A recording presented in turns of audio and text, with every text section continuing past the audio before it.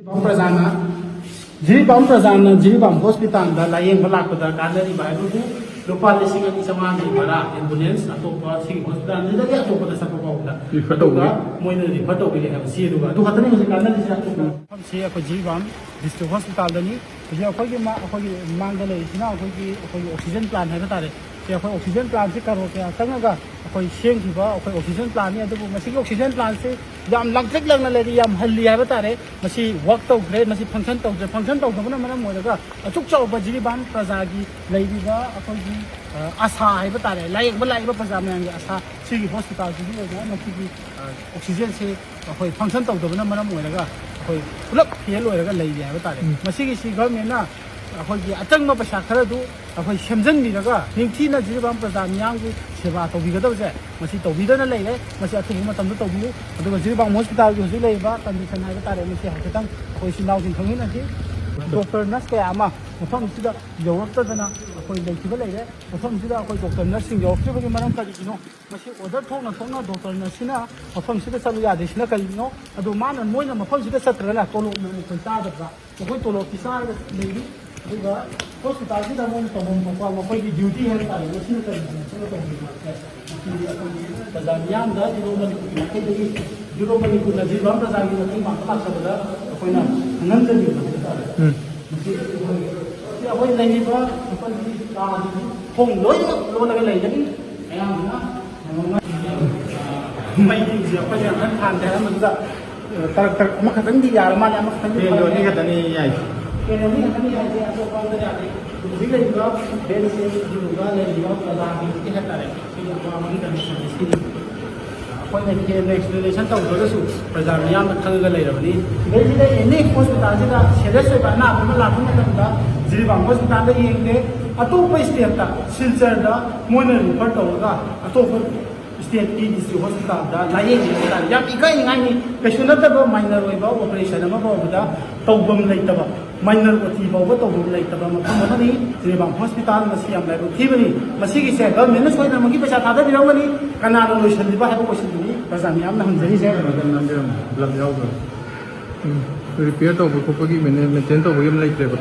प्रजा की लेतना अखोई ओपीडी तौब येंगजब लाई ओपीडी जिंगी पैसा जिंग कनानो खुकलिनो कनाय सिजिन नाको अखोई खंगी माने हॉस्पिटल दा लेबा आरुजी खुंगो बना siapa tadi pengang sini hospital kita dokter jinjina sini lagi ini pak dokter dia itu nana itu dokter jinjina ada sih mending panggil paling umat anda sini lagi juga di sini boleh si yang mana yang tadi apa ki honorable है बता रहे health minister अदुना मियन ताबियु अखोई मैन्युफेस्टो दा काई ददी याम फजा फजाबा अखोई सोइदल मकी इबिरंगनि आइन खले सिना दोले अखोई लाइन नबा है तारे सिगी स्टाफ सिंग लेबो कंडीशन दि सिनी अदुगा अखोई आफ्टर की अखोई बोर्ड काबी की बा एनपीजू अंतंग आफ्टर की बोर्ड काबी की बा एनपीजू कांग्रेस नि बीजेपी नि तौनबे यारोय नंग सामक्सु आदि ऑनरेबल एमपी है तारे यौब सिगी मफम सिदा लाखोय स्पीच फजब फजब पिनरगा थमोयददी अखोय नुसिबा फावदना मदु कैदुमुबे कुइदा सला मफम से थमजगे लेबरे कबे तिगेन ब्लड कलेक्शन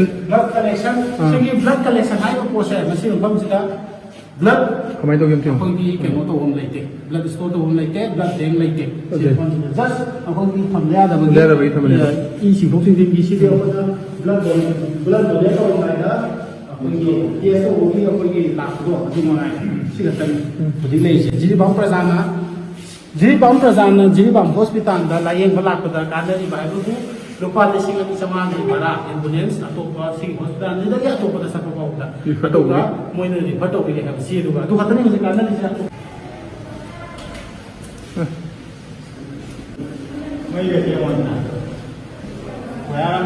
यादरे सिदि पा यादरे दा सिदि अखोई सुसामपुर दा कई दा अखोई मै थाला रखमा तमदा लोइमा अखोई पुरान लगे बकी तुनिको लोरे सी हॉस्पिटल सिगो सी लोले थांनाय सेंना सिगी हॉस्पिटल सिदगी टिका तौदोबा कोलो कच्चा बगोय तारगदी थांनाय सें हॉस्पिटल खुचन दिलो बोर्डिंग लाइन स्कूल मा हांकोबा इरेंजना कानाबा थबम दौदो अदुने न फरने प्रजा काना ना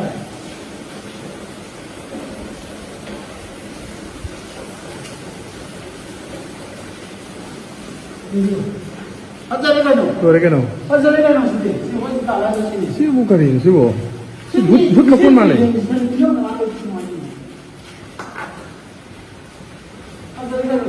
बेसी समझे ना पसाले हम काई थरम दोने भंगब्रा बिसर हॉस्पिटल है ने बा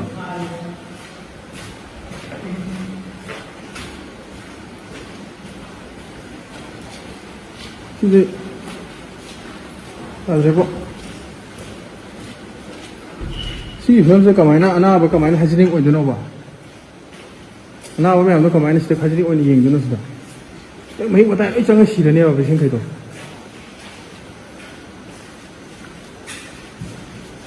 ठिका तौफम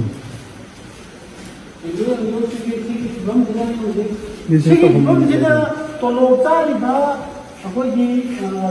डॉक्टर सिंह है तारे मफम सिदा सुला लातना तोलोब चारीबा पेशेंट येंगदनो तोलोब चारीबा डॉक्टर सिंह दे नामाय दो अंतक इकाई बिवा फिजियो मणिपुर माइकैदगी फजबिनो ताइसेगे नामाय दो अंतक इकाई बिउ सिगी कंडीशन सिदा तोलोब चारीबा नोइगी थमोय दो तारे डॉक्टर है पेशेंट को करना लाइनी अखोई मैम खरीने अगर लाइनी खरीनी नोइदी लाइन नत्रेबा लाइन नत्रे डिफिनेशन काम तो लाखों